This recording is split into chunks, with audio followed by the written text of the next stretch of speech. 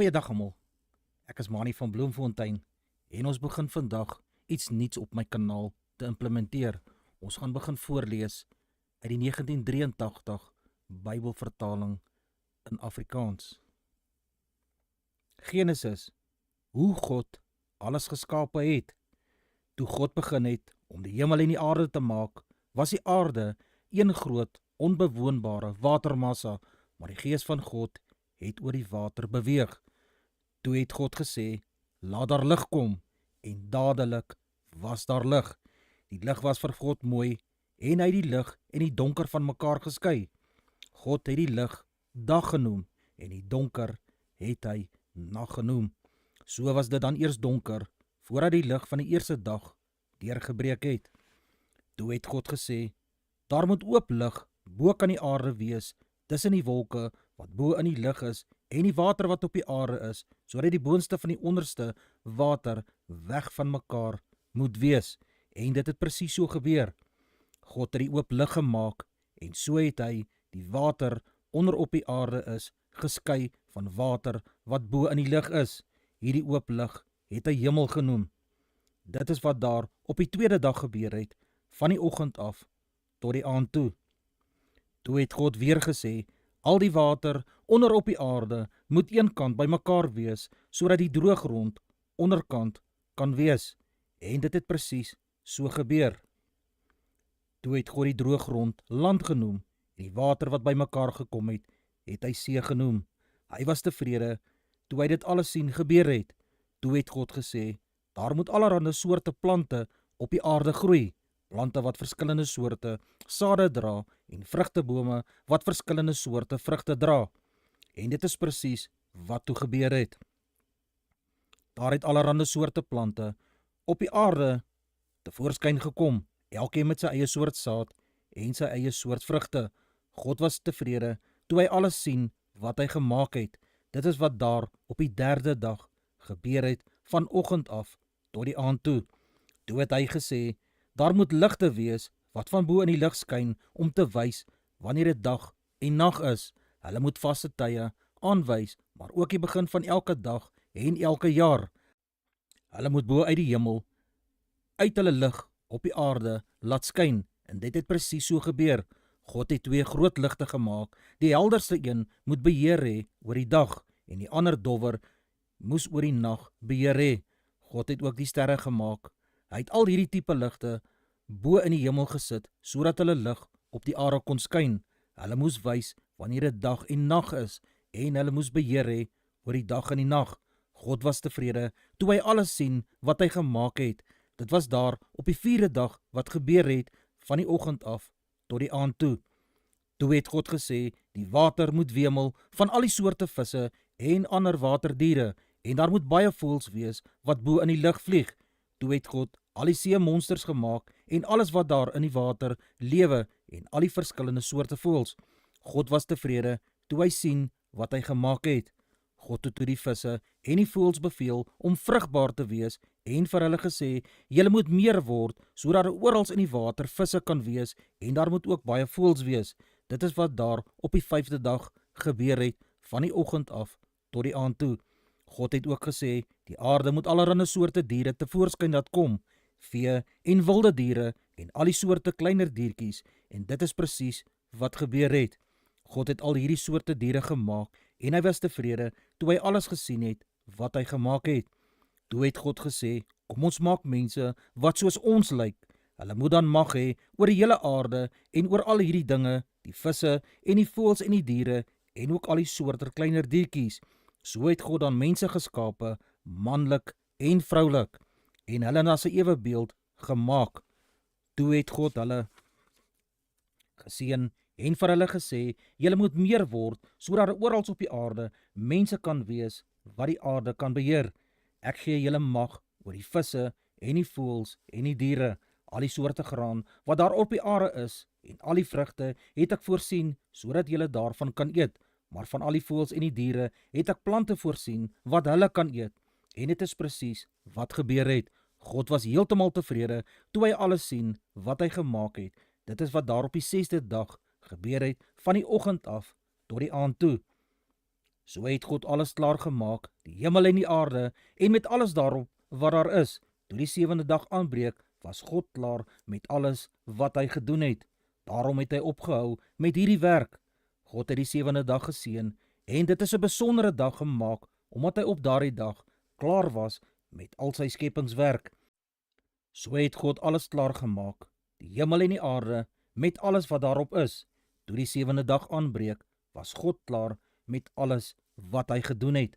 Daarom het hy opgehou met hierdie werke. God het die 7de dag geseën en dit 'n besondere dag gemaak, omdat hy op daardie dag klaar was met al sy skepingswerk. Dit is die verhaal van hoe God die hemel en die aarde geskape het. Die eerste 2 mense in die tuin van Eden. Die tyd toe die Here God die hemel en die aarde gemaak het, was daar nog geen plante wat op die aarde gegroei het nie, nie eers groenigheid nie. Die Here God het toe ook nog nie op die aarde laat reën val nie, en daar was ook geen mens wat die grond kon bewerk nie. Maar toe daar wel nattigheid uit die aarde gekom het, wat die grond klam gemaak het, die Here God het toe 'n bietjie klam grond gevat, en daarmee het hy 'n mens gevorm. Hy blaas toe asem by die mens se neus in, en op die manier het die mens lewendig geword. Daarna het die Here God 'n tuin aangelê by Eden, iewers in die ooste. In hierdie tuin het hy die mens wat hy gemaak het, laat woon. Hierna het die Here God allerhande soorte bome laat opkom. Die bome was werklik mooi, en hulle het ook lekker eetbare vrugte gedra. In die middel van die tuin het 'n boom gestaan, wat 'n mens se lewe weer nuut kan maak. Daar was ook 'n boom, wat 'n mens volmaakte kennis kon gee. Daar het 'n rivier deur Eden geloop, wat die grond nat gemaak het, en net buite die tuin 4 takriviere gevorm. Die eerste sytak is die Pison, wat al om die land Havila loop. Dit is die land waar daar suiwer goud en ander edelgesteentes is, en waar 'n mens ook van die gom kan kry waarvan parfuum gemaak word. Die tweede sytak is die Gihon, wat al om kus loop. Die derde sytak is die Tigris, wat van oos na Assur loop, en die vierde is die Efraat rivier. Toe die Here God dan nou die mens in Eden, dit is die tuin, gesit het om die tuin op te pas en te bewerk, het hy vir hom gesê: jy mag van al die vrugte in die tuin eet, maar die vrugte van die boom wat 'n mens volmaakte kennis gee, mag jy nie eet nie. Die dag as jy van daardie boom se vrugte eet, sal jy sekerlik sterf. Toe sê die Here God ook: dit is nie goed dat die mens so alleen is nie. Ek sal vir hom 'n maat maak wat hom kan help en wat by hom pas. Hy vat toe grond, en daarvan het hy al die wilde diere en die voëls gemaak.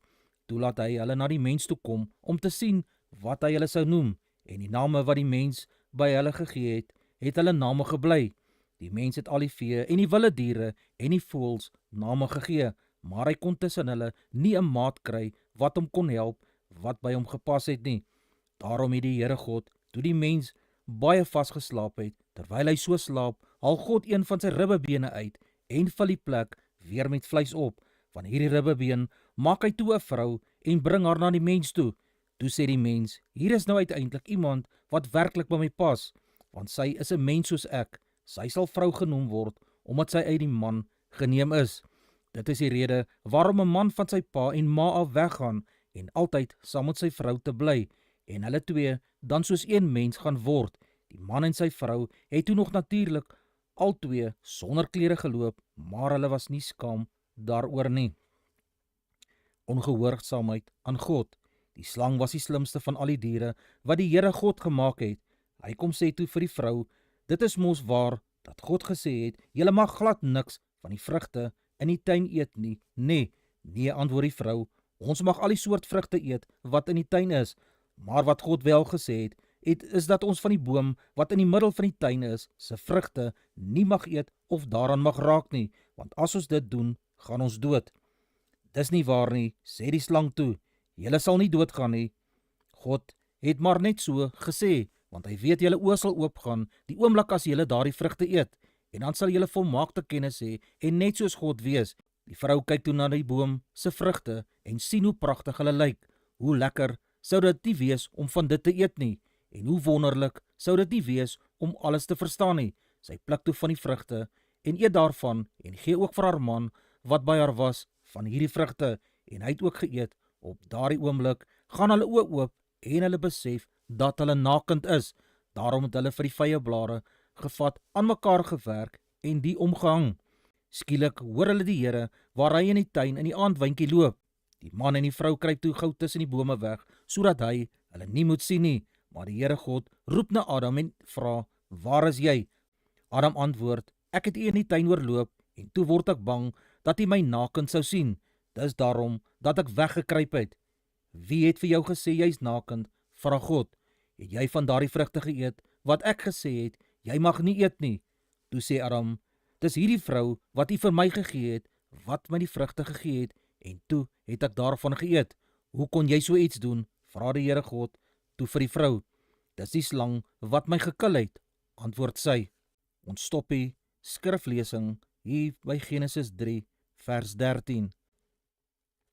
Baie dankie dat julle almal ingeluister het, en onthou om te subscribe en deel my kanaal gerus met ander, sodat hulle ook van die woord van die Here kan leer. 'n Aangename dag vir julle.